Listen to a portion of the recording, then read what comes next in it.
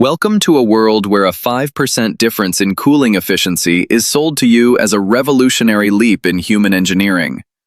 Before we dissect these electronic titans, do yourself a favor and subscribe to this channel.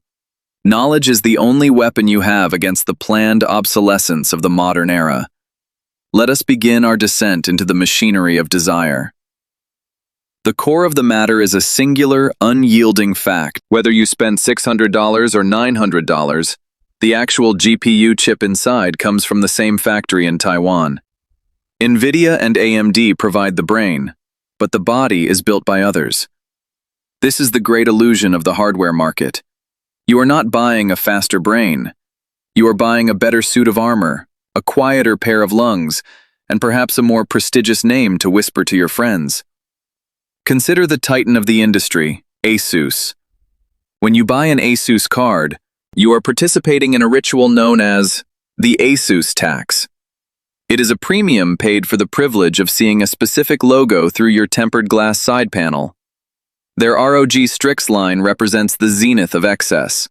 It features over-engineered power delivery systems and cooling shrouds that weigh more than a small laptop. Is it necessary?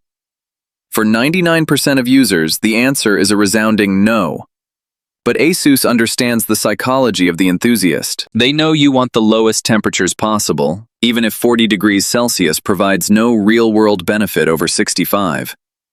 If you seek reliability without the flamboyant price hike, their TUF Gaming line is the stoic warrior of the catalog. It is built with military-grade components that will likely outlive the relevance of the card itself. Then we have MSI, the specialists of silence. If you have ever felt your heart rate rise because your computer sounded like a jet engine taking off in your bedroom, MSI is your sanctuary. Their Gaming X Slim series is a masterclass in acoustic engineering. They use patented fan blades that slice through the air with the grace of a scalpel. However, MSI plays a dangerous game with their entry-level Ventus cards. In an effort to dominate the budget market, they sometimes trim the fat so close that they hit the bone. A Ventus card will perform, but it might run hotter and louder than its more expensive siblings. Their Supreme series is their answer to luxury, a brushed metal monument to excess that competes directly with the elite. It is a choice for those who want their hardware to feel like a high-end watch. Gigabyte occupies the space of the pragmatic workhorse. They offer a card for every tax bracket and every personality type. Their gaming OC models are perhaps the safest bet in the entire industry. They provide a balanced diet of cooling, clock speeds, and price. They are the Toyota Camry of the GPU world. But even Gigabyte has a dark side, and it is found in their software. Their control suites are often described by users as a digital labyrinth designed by someone who hates productivity. If you can move past the clunky interface, the hardware remains solid.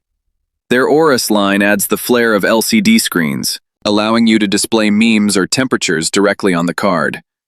It is a gimmick, yes, but in a world of gray boxes, a little personality goes a long way.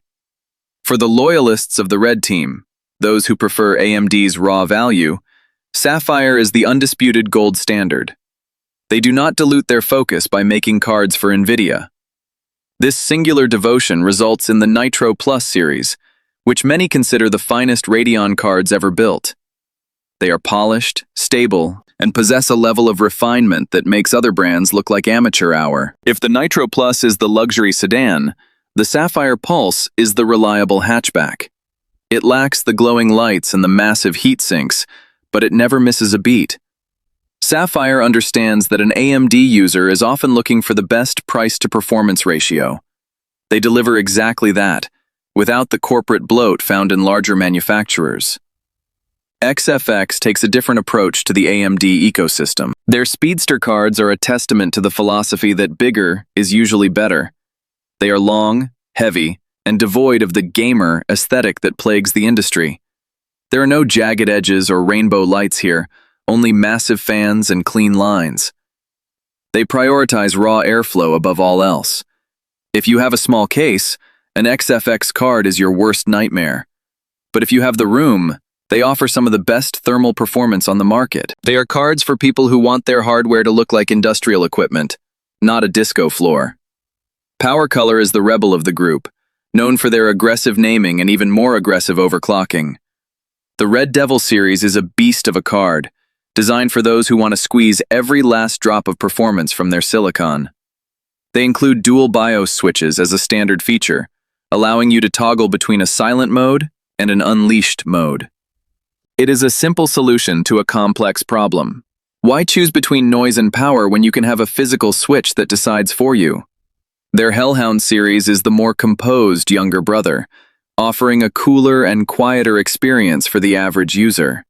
Power Color is for the enthusiast who isn't afraid to get their hands dirty in the settings menu. In the shadows of the giants, we find Palette and Gainward. These brands are the pragmatists. They do not spend millions on flashy marketing campaigns or celebrity endorsements. Because of this, they can offer the same performance for significantly less money. They are the smart choice for the buyer who cares about frames per second more than brand prestige. Often, a Palette card is identical to a more expensive competitor under the shroud. They are reliable, no-nonsense tools for digital creation and play. In many regions, they are the secret weapon of the budget-conscious builder. They prove that you don't need a massive marketing budget to build a functional piece of technology. Zotac is a brand that has carved out a very specific niche as the king of small form factor builds.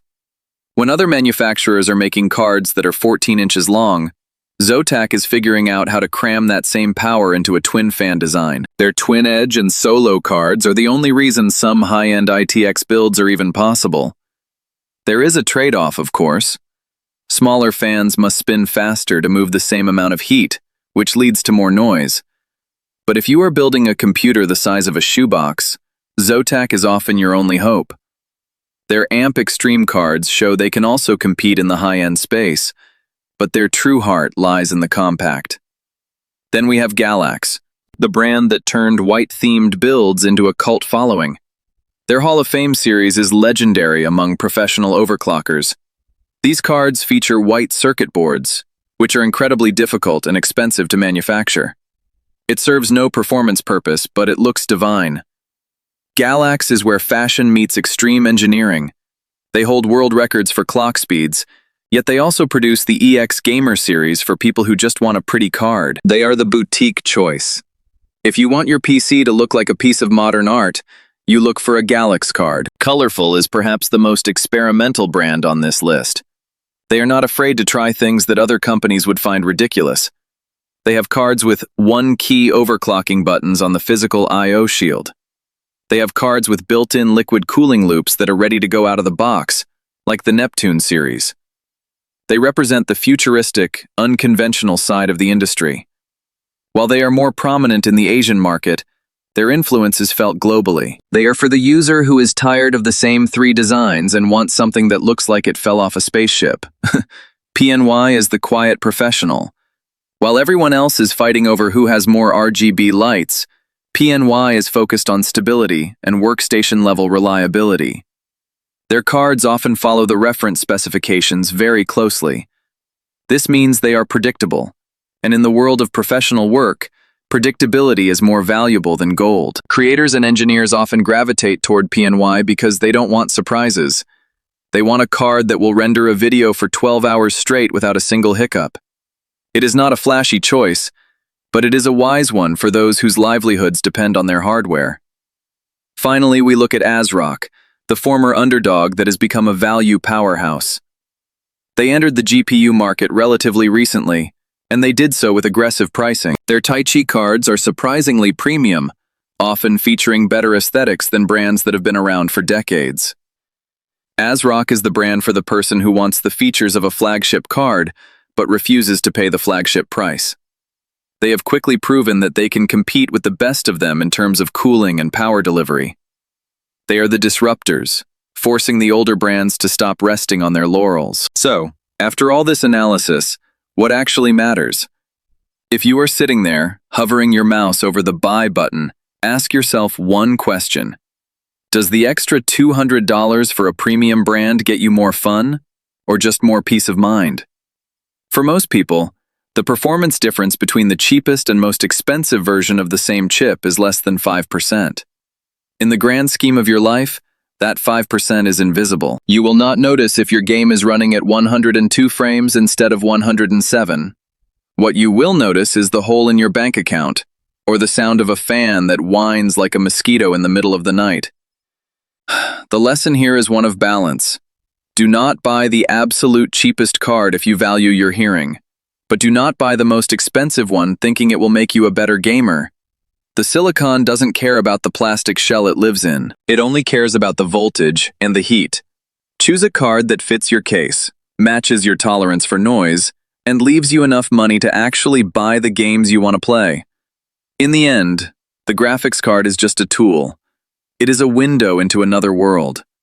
Don't spend so much on the frame that you can't afford to look through the glass. Now I want you to look at your current setup. Is that glowing logo really worth the premium you paid? Or were you a victim of the marketing machine? Tell me in the comments which brand has earned your loyalty and which one has burned you in the past. And if you found this deep dive into the silicon soul useful, subscribe. There is much more to uncover in this digital age. Stay skeptical, stay informed, and remember, the hardware is only as good as the person using it.